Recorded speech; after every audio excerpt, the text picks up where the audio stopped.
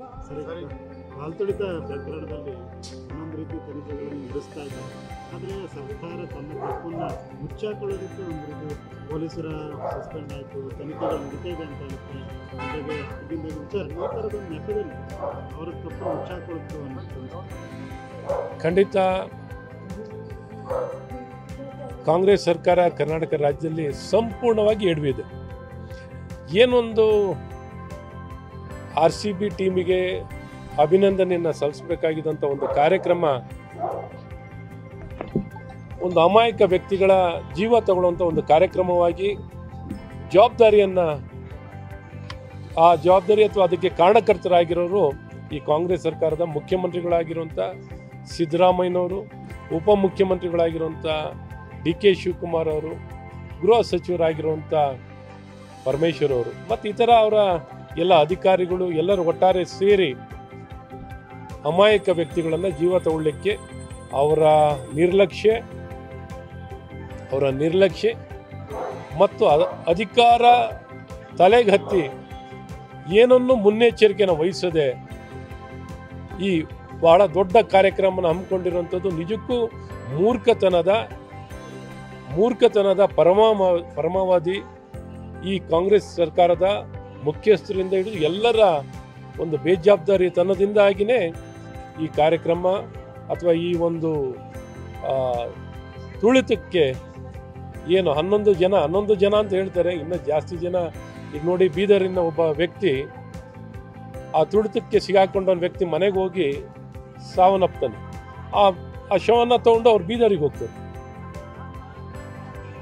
ಇವತ್ತು ಆ ವ್ಯಕ್ತಿಗೆ, ಆ ಕುಟುಂಬಕ್ಕೆ ಏನು ಸಹಾಯನೂ ಇಲ್ಲ, ಏನಿಲ್ಲ. ಇಂಥವು ಎಷ್ಟಾಗಿದವು ಏನೋ. ಗಾಯಗೊಂಡವ್ರ ಸಂಖ್ಯೆನೂ ಬಹಳ ದೊಡ್ಡ ಸಂಖ್ಯೆ ಇದೆ. ಹಾಗಾಗಿ ನಿಜವಾದ ಅಂಕಿಅಂಶಗಳು ನನಗನ್ಸುತ್ತೆ ಸರಿಯಾದ ಒಂದು ತನಿಖೆ ಆದಾಗ ಮಾತ್ರ ಎಲ್ಲ ಲೆಕ್ಕ ಮತ್ತು ಯಾರ ಜವಾಬ್ದಾರಿ, ಮುಖ್ಯವಾಗಿ ಮುಖ್ಯಮಂತ್ರಿಗಳೇ ಜವಾಬ್ದಾರಿ ಇರುವಂಥದ್ದು. ಈಗ ಯಾರು ಇವ್ರ ನೇಮಕ ಮಾಡಿರುವಂಥ ಯಾವುದೇ ತನಿಖಾ ಸಂಸ್ಥೆ ಇವ್ರ ಮೇಲೆ ಏನಾರ ಕ್ರಮ ವಹಿಸ್ಲಿಕ್ಕೆ ಸಾಧ್ಯವನಾ? ಇವರ ಲೋಪವನ್ನು ಎತ್ತಿಡಲಿಕ್ಕೆ ಸಾಧ್ಯವೇ? ಹಾಗಾಗಿ ಸನ್ಮಾನ್ಯ ಮುಖ್ಯಮಂತ್ರಿಗಳು ಈ 3 ತನಿಖೆಯನ್ನು ಹೇಳಿದ್ದಾರೆ. ಕೋರ್ಟ್ ಕೇಳಿದ್ದಾರೆ, ಏನರಪ್ಪ ಪುಣ್ಯಾತ್ಮರೇ 3 ತನಿಖೆ ಏನಪ್ಪ ಮಾಡ್ತಾ ಇದ್ದೀರ ಅಂತ ಕೇಳಿದ್ದಾರೆ. ಅದಕ್ಕೆ ಅವರು ಒಂದೊಂದು ಟರ್ಮ್ಸ್ ಆಫ್ ರೆಫರೆನ್ಸ್ ಇದೆ. ಒಂದಕ್ಕೆ ಮ್ಯಾಜಿಸ್ಟ್ರೇಟ್ ತನಿಖೆಗೆ ಒಂದು ಟರ್ಮ್ಸ್ ಆಫ್ ರೆಫರೆನ್ಸ್ ಇದೆ, ನಿವೃತ್ತ ನ್ಯಾಯಮೂರ್ತಿಗಳ ತನಿಖೆಗೆ ಒಂದು ಟರ್ಮ್ಸ್ ಆಫ್ ರೆಫರೆನ್ಸ್ ಇದೆ, CIDಗೆ ಒಂದು ಟರ್ಮ್ಸ್ ಆಫ್ ರೆಫರೆನ್ಸ್ ಇದೆ ಅಂತ.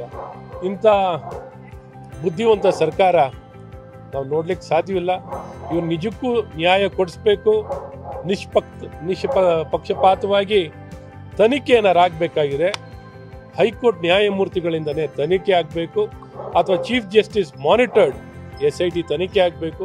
ಇಲ್ಲದ್ರೆ ಇನ್ನೂ ಮುಕ್ತವಾಗಿ ಮಾಡ್ತೀನಿ ಅಂದರೆ CBI ತನಿಖೆಯನ್ನು ಮಾಡಿಸಿದ್ರೆ ಒಳ್ಳೇದಾಗುತ್ತೆ. ಈಗ ಎಷ್ಟು ಅಲ್ಪ ಸ್ವಲ್ಪ ಏನು ಸುಮೋಟೋ ಮುಖ್ಯ ನ್ಯಾಯಾಧೀಶರೇ ಸುಮೋಟೋ ಕೇಸನ್ನು ತಗೊಂಡಿರೋದ್ರಿಂದ ಒಂದಿಷ್ಟು ನಾವು ನ್ಯಾಯ ಸಿಗುತ್ತೆ ಅನ್ನೋಂಥ ವಿಶ್ವಾಸ ಇದೆ. ಅದಕ್ಕೆ ಸಹಕಾರ ರಾಜ್ಯ ಸರ್ಕಾರ ಕೊಡಬೇಕು. ಆದರೆ ಪ್ರತಿನಿತ್ಯ ಒಂದು ಎಡವಟ್ಟಿನ ಹೇಳಿಕೆ ಅವರ ರಾಷ್ಟ್ರೀಯ ಅಧ್ಯಕ್ಷರು, AICC ಅಧ್ಯಕ್ಷರು ಆಕ್ಸಿಡೆಂಟ್ ಅಂತಾರೆ.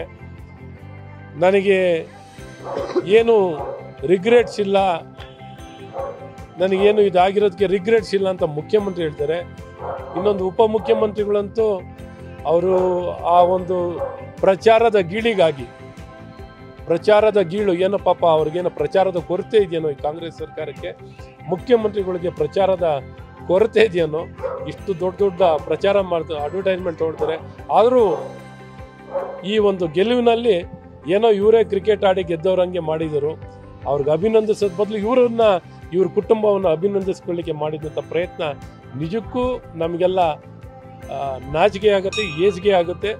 ಇಷ್ಟು ಕೀಳುಮಟ್ಟಕ್ಕೆ ಒಂದು ಸರ್ಕಾರ, ಒಂದು ಕಾಂಗ್ರೆಸ್ ಸರ್ಕಾರ, ಒಂದು ಜನಪ್ರತಿನಿಧಿ ಸರ್ಕಾರ ಇಷ್ಟು ಬೇಜವಾಬ್ದಾರಿತನದಿಂದ ನಡ್ಕೊಂಡಿರೋದು ನಮಗೆಲ್ಲ ಬೇಸರದ ಸಂಗತಿ.